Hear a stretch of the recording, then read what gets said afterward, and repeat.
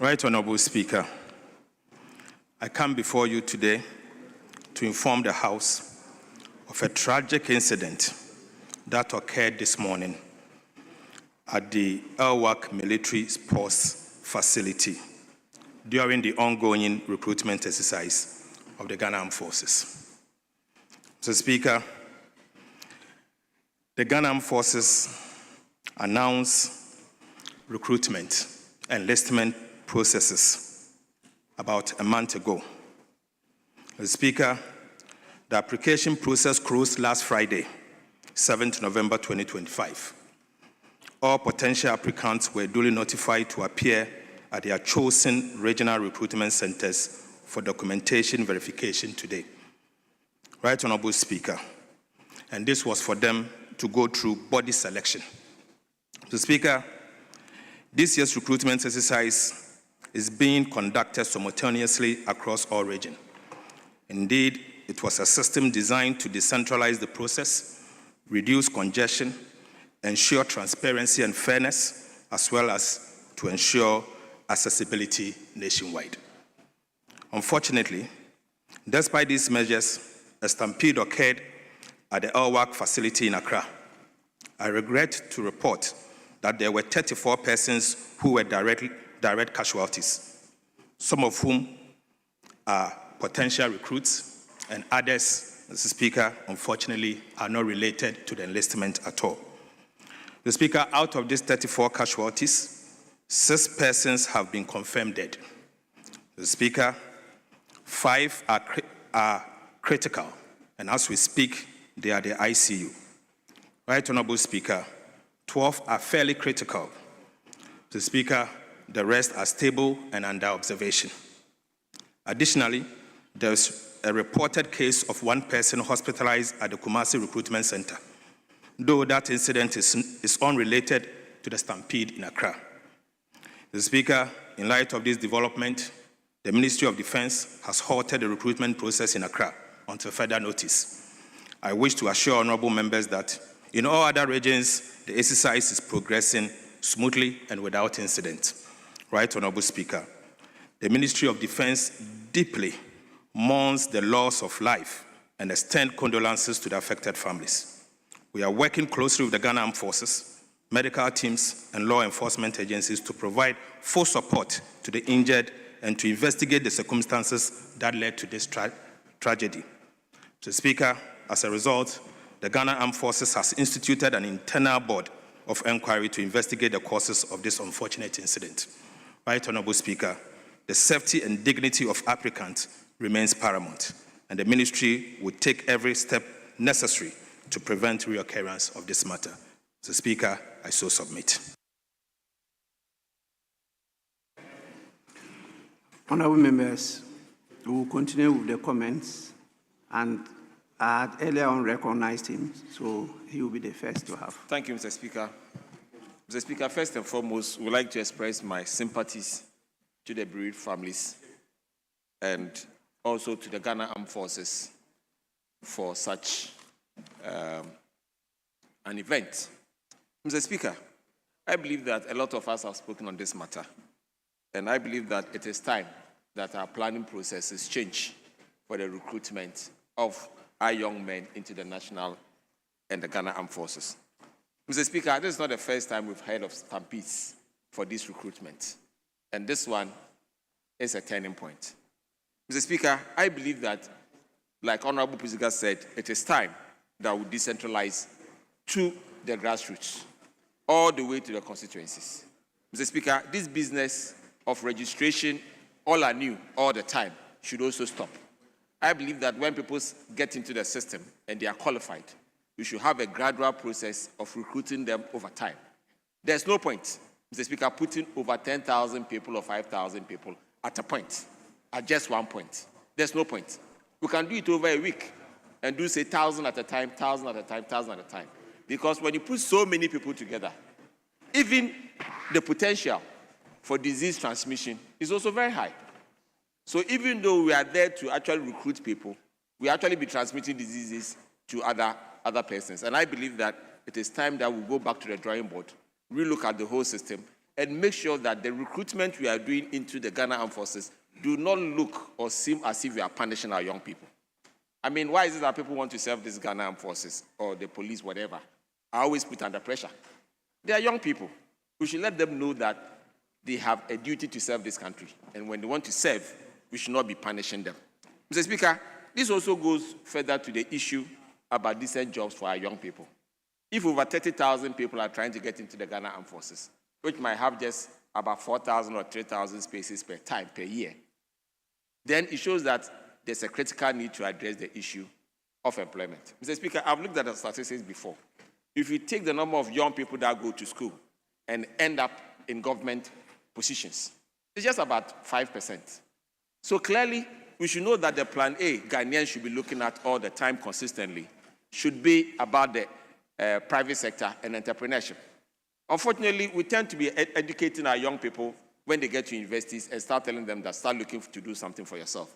I believe that it is time that we start doing that education right from primary school, so that by the time they get into secondary school, they've accustomed to the idea of doing something for themselves. Because the Ghana government cannot and can never employ everybody under the system. Mr. Speaker, I know that during the last election, the NDC, for instance, promised 24-hour economy, 1 job, 3 shifts, and 3 people. So people were looking up to the opportunity of getting employment. The MPP at that time also promised 4 million jobs for the young people. Make Mr. sure Speaker, I'm not debating. Don't generate debate. Because where I'm you not are going, generating debate. I was talking about decent jobs. Honorable member, you have to listen to me in silence. Yes, please. I'm just drawing your attention not to go beyond the line, to raise issues that will generate debate. Very simple guidance. You may go on. Mr. Speaker, thank you for the guidance. Mr. Speaker, the issue of decent jobs are issues that we need to address. And naturally, Mr. Speaker, there might be alternative views and alternative positions to that matter. But I wanted to draw the attention of the House to the fact that we need to work together, sit down together, and agree that if we are working with, say, 24-hour economy or the 4 million jobs position that the MPP said, how can we sit down and say, where do we draw the lines and where do we fix it, so that we can give opportunities to our young people to work? Because, Mr. Speaker, when more young people work, it increases the productivity of this country. It generates jobs, and it creates prosperity for all Ghanaians. Because when money moves around, wealth is generated. So we should find new ways of making sure that every young person is occupied. Because if we don't get them occupied, and always looking at one side, military, police, whatever, and they're also not getting their jobs in those places, Mr. Speaker, this stampede will continue to be problematic for us. We know that the recruitment of the into the Ghana Armed Forces or the police have always generated a lot of debate, even in this House. Sometimes we talk about political recruitment. Sometimes people think that the protocol they need to get, they've not gotten it. Somebody at the constituency think that this person has gone, I have not gone. No military person has actually happened in my house. Mr. Speaker, it creates a lot of frustration for our young people in this country. And I believe that since we are seeing this as a turning point, I would like to request the President to take the bull by the horn, since he is the Commander-in-Chief of the Armed Forces. In the same way he has taken matters and stopped the work, he should also take responsibility for what has happened today and make sure that it doesn't happen again in this country. With these few words, Mr. Speaker, I try to support the makers of the statement for this wonderful position, and our sympathies to the families.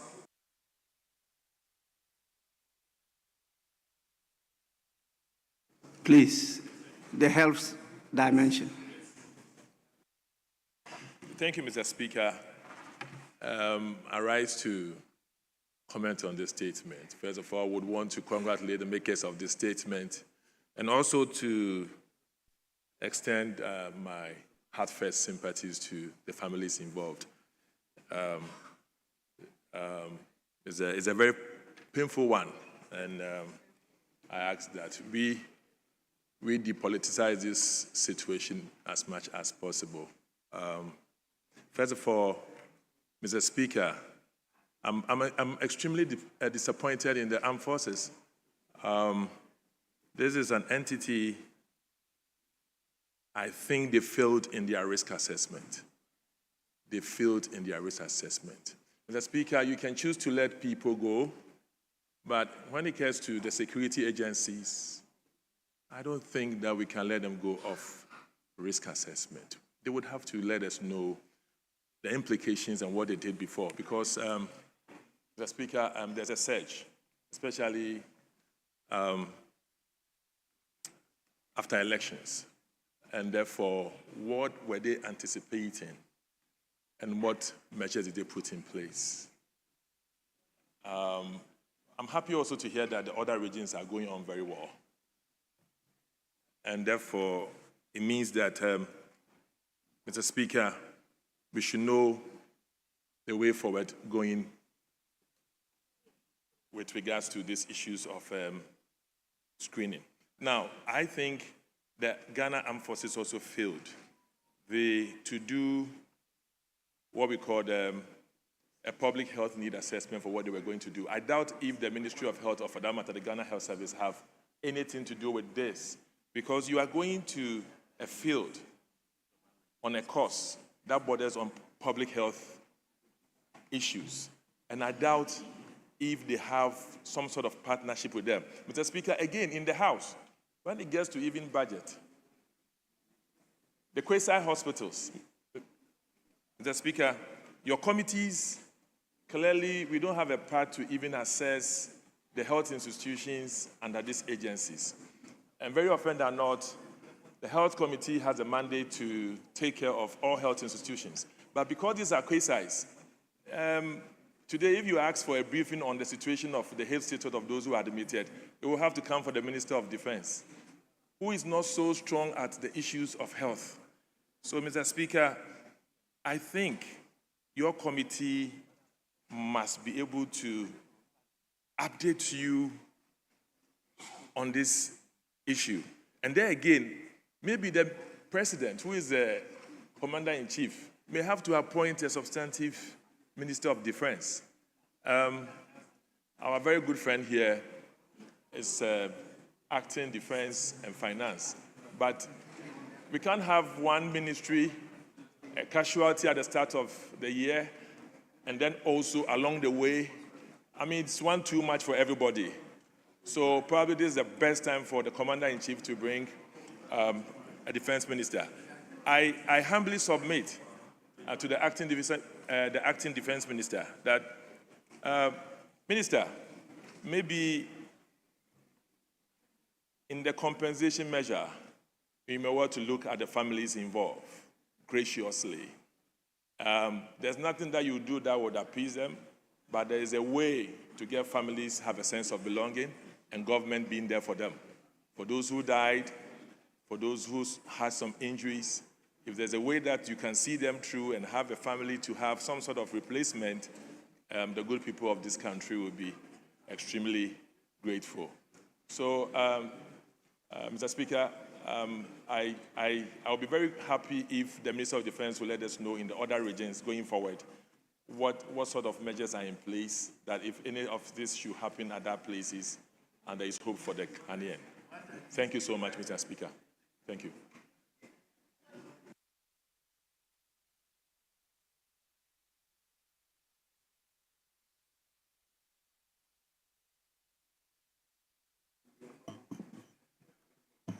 Thank you, Mr. Speaker, for the opportunity to add some comments to the statement ably made by my three colleagues, the Honorable Acting Minister of Defense, Honorable Dr. Atuban Forson, Honorable Adam Bana, and then Honorable Minority Whip, Honorable Anodompre.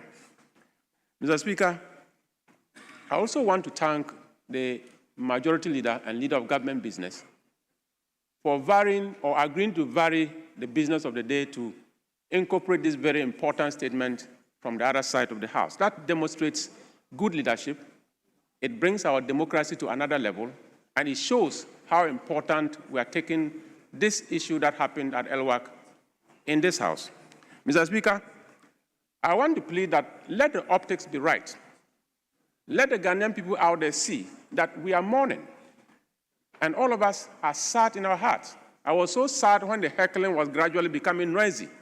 And Mr. Speaker, thank you for bringing us back on track. We are mourning, and we should demonstrate to the Ghanaian people that we are very sad, and this should never happen again. Right Honorable Speaker, let me convey my condolences to the bereaved families. Lives so young and lost too quickly. It is very sad. 9 p.m. yesterday night, people were at the Elwak Sports Stadium, hoping and praying that this morning they will be attended to, and their dream is to wear the green uniform to serve Mother Ghana. What happened is quite unfortunate. Mr. Speaker, changing crowd behavior over the years is worth studying. In the year 1990, if you have 10,000 people who have gathered for recruitment, and there are other opportunities available, their behavior would definitely be different from 2025, when you have over 22,000 people at a particular point, and they are so desperate, and not believing that if they don't get this opportunity, there's anything anywhere for them. So I am saying, Mr. Speaker, that what happened at Elwak, we may blame everybody, blame ourselves, but the truth is that it has happened already. What are we learning from this incident? What can we learn? Decentralization for recruitment is very good. But, Mr. Speaker, as I tell you, if you look at the history, the police has a better record. The last time the police recruited, if you go to the police training school, over 4,000 people were handled in a day. How was it happening? At 6 o'clock, 500 people were invited. 8 o'clock in the morning, another 500. Within 2-hour interval, people were invited on a daily basis. Gradually, you can deal with 2,000 people in a day without seeing a crowd. These are all best practices that we need to learn. And with the inclusion of technology, I am quite sure this is not a very difficult thing to do.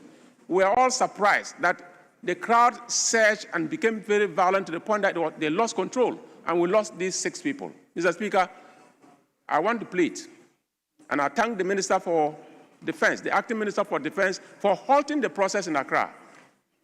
Let's caution all other commanders in the other recruitment centers that they should learn from what happened in Accra and ensure that the exercise becomes successful across the country.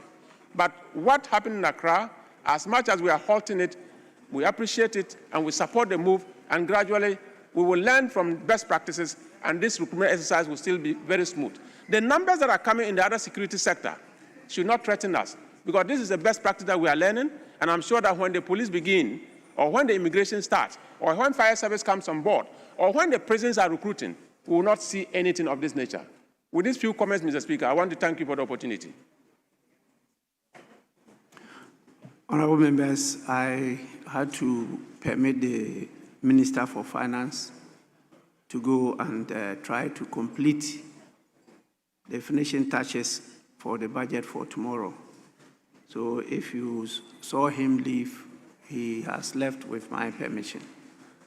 I will take one more, and then we can proceed to do other business. Yes. Thank you very much, Mr. Speaker. I am very grateful. Mr. Speaker, I rise to comment on this statement as a young Ghanaian. Mr. Speaker, as a young man that is seeing the challenges that is confronting this country. Mr. Speaker, as a tenterhook that we are sitting on as a country. And Mr. Speaker, to also join in professing some challenges, some solutions to the challenges that are bedeviling us. Mr. Speaker, these young Ghanaians left their various houses with some dreams. Mr. Speaker, the dream of serving their nation. But this dream, Mr. Speaker, ended up taking their lives. Their hopes were lost, and their dreams, Mr. Speaker, were shattered. Speaker, this is as a result of some recruitment failures we have all looked upon from time immemorial. Successive governments, Mr. Speaker, not just one government, successive governments. Mr. Speaker, you will be surprised how every young man, as soon as they complete secondary school, Because the only thing they are looking forward to is to join the Ghana Armed Forces, join police, or join National Fire Service or immigration. Mr. Speaker, this is as a result of security of jobs and the unavailability of jobs that are facing the young people of this country. Mr. Speaker, if it will surprise you to know that year in, year out, about 20 of thousands of Ghanaians buy forms only for the services to recruit less than 1,000, 2,000, or 3,000. About 5 or 10% of these Ghanaians, Mr. Speaker, yet they queue in their numbers, go through frustration in this country, all in the name of serving their good people or serving their country.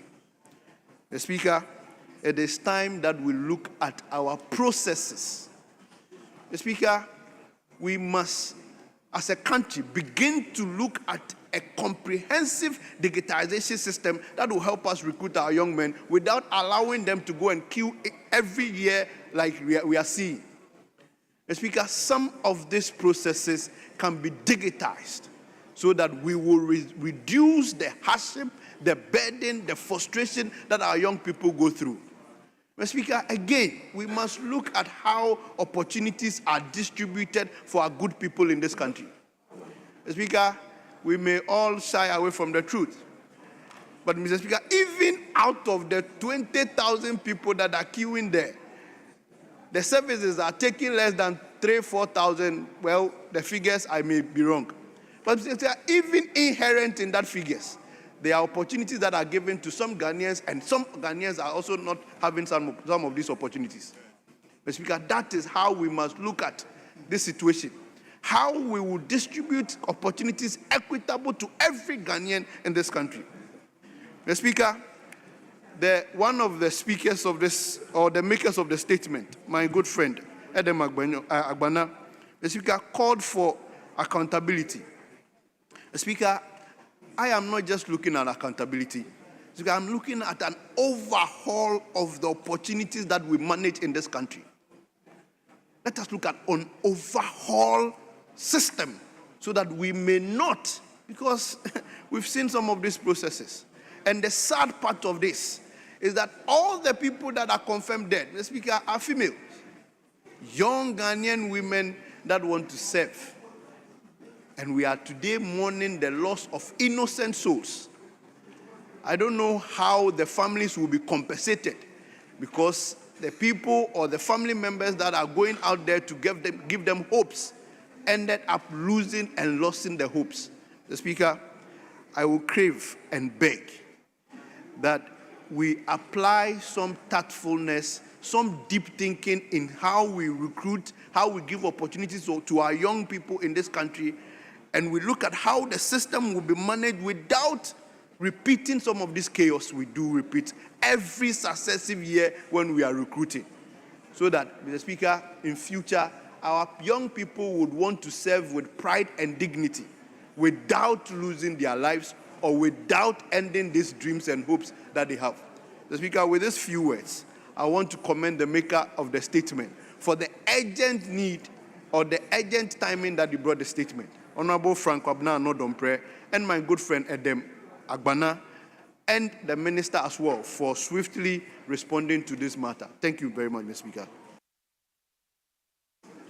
Honorable members,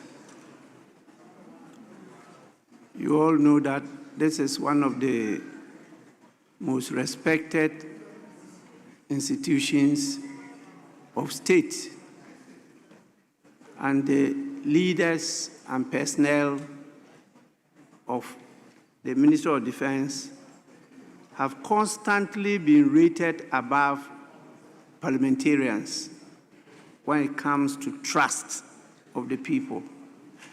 So this is an institution that we revere.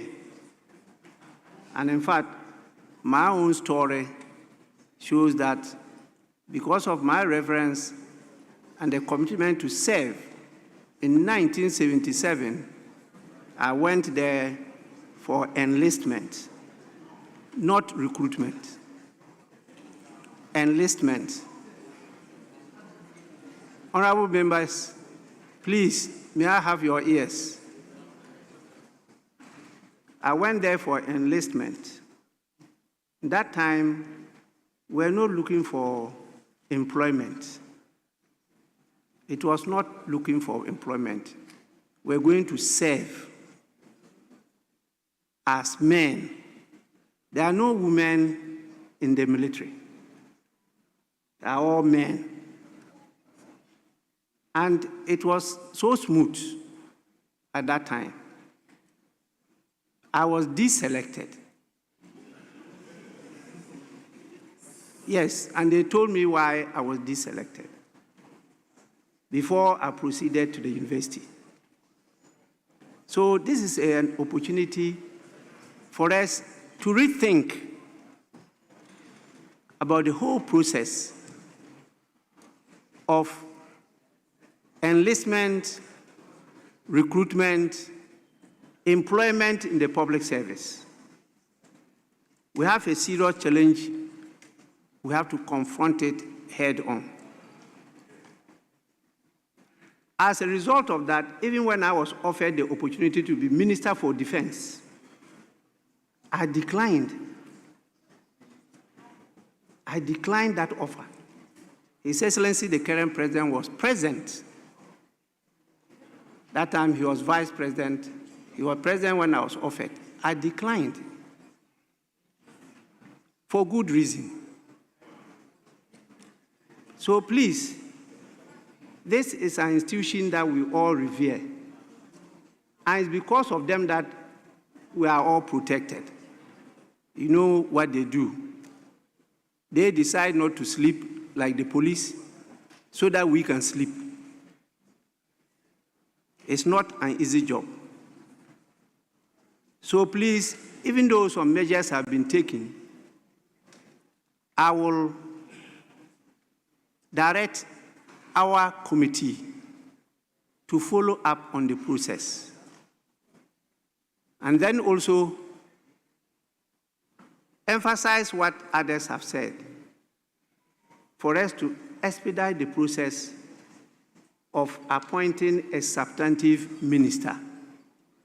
It's not because the current minister acting is not capable, but we know the pressures on him. And so we need to have somebody who will come with full report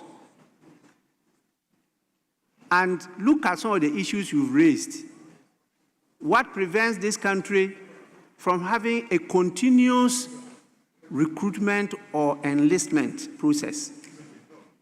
We don't have to wait and do it once every year or sometimes 2 years so that you can accumulate so many people and they have to rush to try and get recognition and end up not living.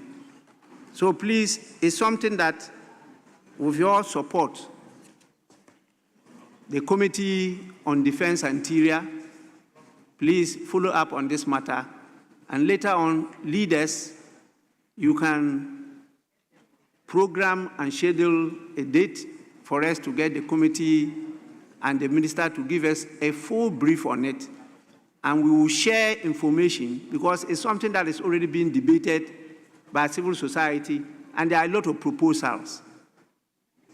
They will give us the reasons why those proposals cannot be implemented. We can all work together and find a solution to this problem. If not, the future may even be more terrifying than what we've experienced today. So I want to, on behalf of the House, humbly convey the deepest condolences to the parents and families of the deceased. The House prays for the speedy healing and recovery of the injured. And we will also sympathize with the Ministry of Defense and call on the leadership to have cool hearts to handle this matter and we thank sincerely the health personnel, together with the ambulance service and all those that have rushed to at least attend to the injured and the diseased. Please, I want leadership to accompany me so that we can visit the injured. I'm told they are at the 37 Military Hospital, so that the House will go and see what the situation is, and together we may discuss later what to do next. With this, I want to call on you for us to stand at least in a minute silence for the souls of our departed patrons.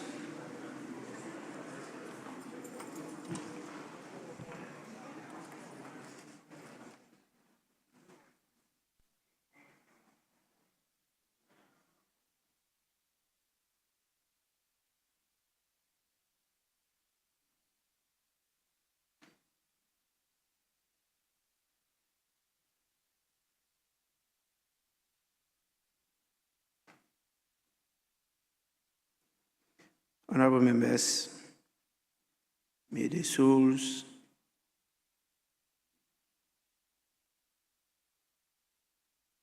of this our young and patriotic sons and daughters, and those of all the faithful departed, rest in perfect peace. Amen.